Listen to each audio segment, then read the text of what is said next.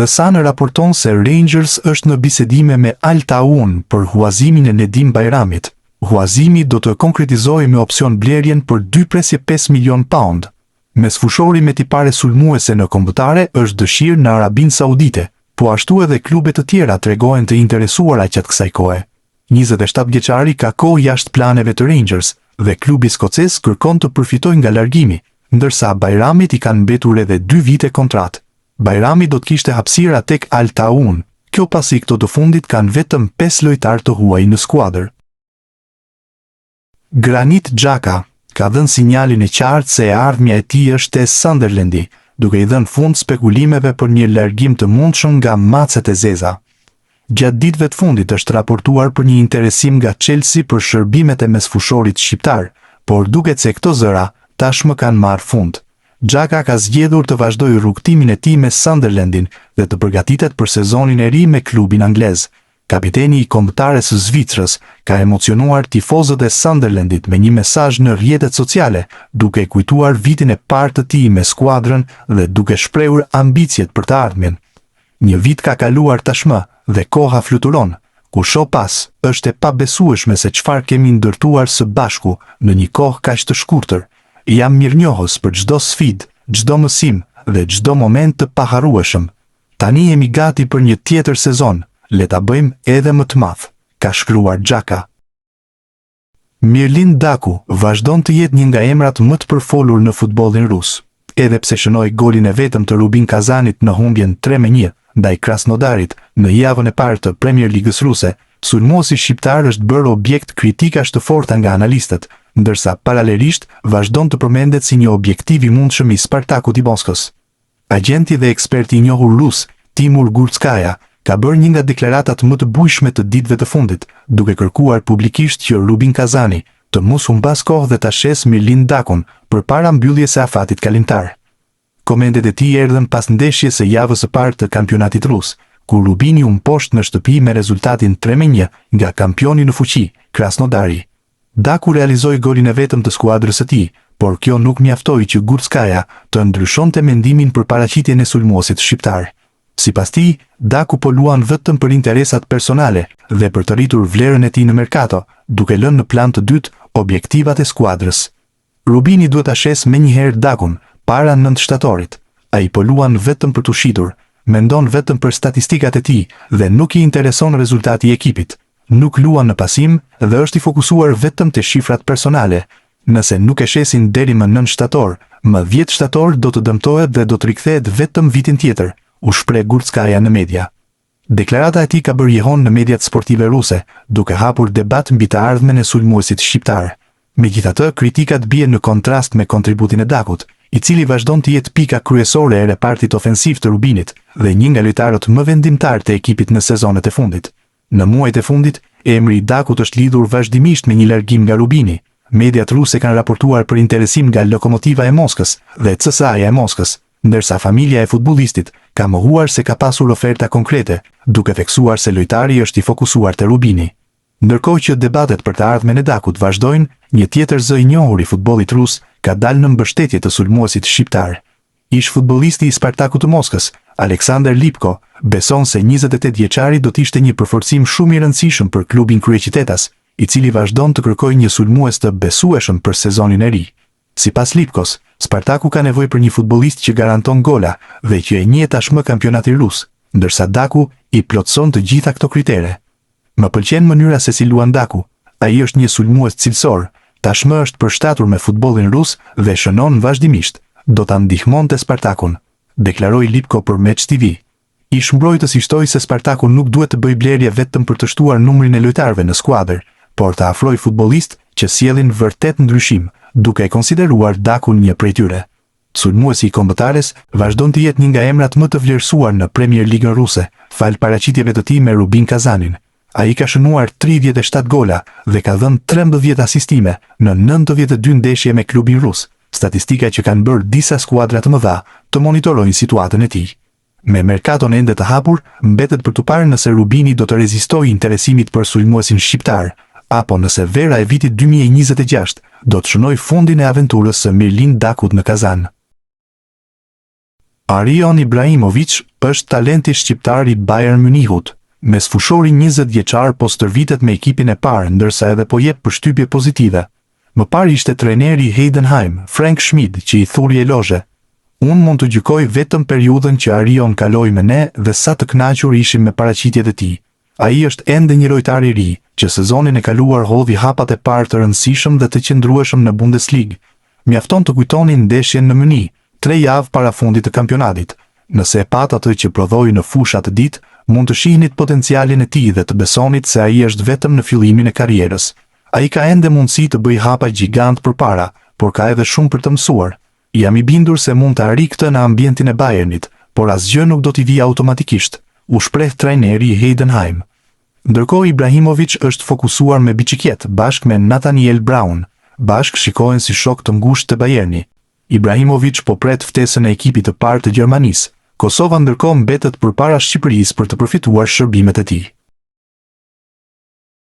Nuk ka asnjë mundësi që Christian Aslani të mbetet tek Interi.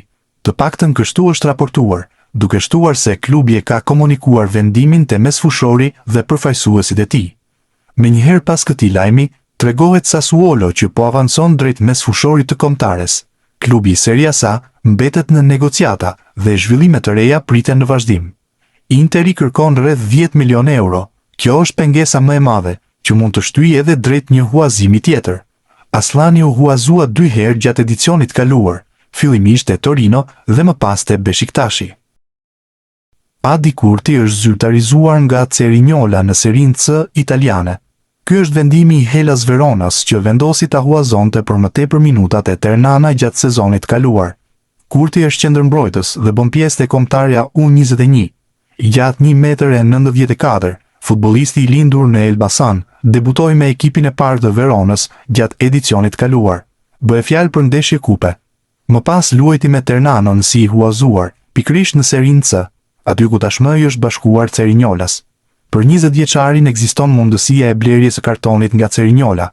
Megjithatë, Verona ka ruajtur edhe një opsion po ashtu për blerje të Kurtit, nëse Cerignola vendos ta mbajë pas përfundimit të sezonit. Armando Broja është një nga dëshirat e Lazios në këtë mercato vere. Këto janë në raportimet e fundit nga Italia, që tregojnë se 2 herë kampionët e Serie A po punojnë për këtë transferim. Broja nuk luajti në miqësorën e fundit ndaj Ajaxit, ndërsa trajneri i Burnleyt konfirmoi dëmtimin e tij. Për Lazion do të ishte një transferim në formë huazimi, por pa detyrim blerje. 24 vjeçari më parë është treguar në listën e dëshirave të drejtorit sportiv të Lazios. Mariano Fabiani, pasues i Iglitares të Lazio, nuk arrente ta konkretizonte si pistë për shkak të detajeve financiare. Broja është ende në kohë për kthesën e madhe, dhe për këtë duket se duhet të largohet nga Anglia. E ardhmja e Marash Kumbullës te Roma vijon të jetë e paqartë. Mbrojtësi shqiptar nuk mban pjesë në planet e trajnerit Gianpiero Gasperini për sezonin e ri, dhe klubi italian po shqyrton mundësinë e largimit të tij gjatë merkatës së verës. Sipas mediave italiane, Roma po punon për të riorganizuar repartin e mbrojtjes dhe Kumbulla është një nga lojtarët që mund të largohet. Për 25 vjeçarin ka interes nga La Liga. Rayo Vallecano është një nga klubet që po ndjek situatën e tij dhe mund të bëjë një lëvizje për të afruar. Në rast transferimi, kjo do të ishte eksperienca e tretë e Kumbullës në Spanjë, pas huazimeve te Espanyoli dhe Mallorca. Ndërkohë Roma po kërkon përforcime në mbrojtje, me drejtuesit që po vlerësojnë disa alternativa për sezonin e ri. Për Kumbullën, prioritet mbetet gjetja e një skuadre ku mund të ketë më shumë hapësira dhe vazhdimsi, edhe pse dëshira e tij ka qenë e vazhdueshme për të qëndruar në kampionatin italian, me Romën. Kedi Bare është drejt transferimit të Cadiz në La Liga 2. Me këtë rast po merret pikërisht ish presidenti i klubit, Manuel Vizcaino, i cili po negocion me përfaqësuesit e Barës. Mesfushori harruar nga kombëtarja ka mbetur si okazion në merkaton e verës. Bare është i lirë, ndërsa shkak për ndërprerjen e kontratës, u bë rënja nga kategoria e Real Zaragozës dhe dëmtimet. 28 vjeçari i lindur në Fier duke se do të mbetet në Spanjë, aty ku ndodhet që prej dhjetorit të vitit 2013, kur Atletico Madrid e mori në akademi. Armando Broja nuk ishte i përjashtuar dje nga skuadra, ndërsa Burnley luajti miqësore me Ajaxin. Kjo ishte pikpyetja e madhe, pasi sulmuesi i kombëtares nuk u pa në listë dhe më parë nuk ishte raportuar për dëmtim. Në fakt, rezulton të jetë sërish dëmtimi që e mban jashtë fushës së blertë. Trajneri i ri i Burnleyt ka sqaruar situatën pas humbjes 2-1 në Holand, ndërsa duket e pabesueshme se sa po penalizohet Broja nga dëmtimet. Nicky Hayen shtoi se Broja do të qëndrojë jashtë për disa javë. Broja ka një dëmtim të lehtë, ndaj do të mungojë për disa javë, u shpreh shkurtimisht tekniku belg. Emri i 24 vjeçarit ndërkohë qarkullon në Serie A. Kujtojmë se te Burnley e lidh një kontratë e vlefshme deri në vitin 2030 dhe nëse largohet me shumë gjasa do të jetë si huazim. Ernest Muçi është ylli që po tërheq vëmendjen gjatë fazës përgatitore të Trabzonsporit. Taka Gazete që është pranë klubit turk I kushton një artikull pikërisht Muçit. Ritmi I lartë dhe performanca në Austri ku po zhvillohet faza përgatitore kanë bërë që të tërheq vëmendjen e trajnerit Fatih Teke, dhe pse do të ketë rivalitet në fazën ofensive, numri 10 nuk do të diskutojë vendin e tij nëse qëndron. Për Muçin kanë qarkulluar disa skuadra deri tani. Bëhet fjalë për kampionatet kryesore të Europës si Itali, Gjermani dhe Angli. Sot ndërkohë u luajt miqësoria me Frankfurtin, që u fitua me rezultatin 0-3 nga klubi gjerman. Muçi ishte pjesë e lojtarëve që u aktivizuan sapo filloi pjesa e dytë. Peripecitë e Armando Brojës tek Burnley nuk kanë fund. Sulmuesi I kombëtares shqiptare ndonse mori zemër në 2 miqësoret e fundit përballë skuadrave amerikane ku ju dha hapësirë, këtë radhë është zhdukur sërish. Bëhet fjalë për testin e radhës miqësor që Burnley zhvilloi përballë Ajax, sfidë kjo e humbur me rezultatin 2-1. Në këtë përballje Broja nuk rezultoi as I pranishëm në stol, duke dhënë idenë se trajneri I ri I skuadrës, Nicky Hayen, ka dyshime për Shkodranin. Sa I përket sferës së merkatos, për 24 vjeçarin ekzistojnë interesime në kampionatin italian, pra në Serie A, me Cagliarin, që ka mbajtur më shumë kontakte me përfaqësuesit e lojtarit, por pa patur diçka konkrete mes palëve.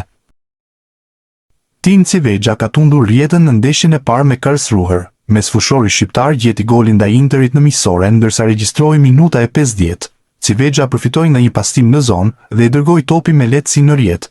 Kështu u zhbllokua edhe rezultati, 1-0, duke kaluar Karlsruheri në avantazh. Kujtojmë se Civegja ishte pjesë e moshave të Gjermanisë. 24 vjeçari kaloi më pas te Shqipëria, ndërsa asnjëherë nuk është ftuar nga ekipi I parë. Gjatë gjithë karrierës së tij, ka luajtur vetëm në Gjermani.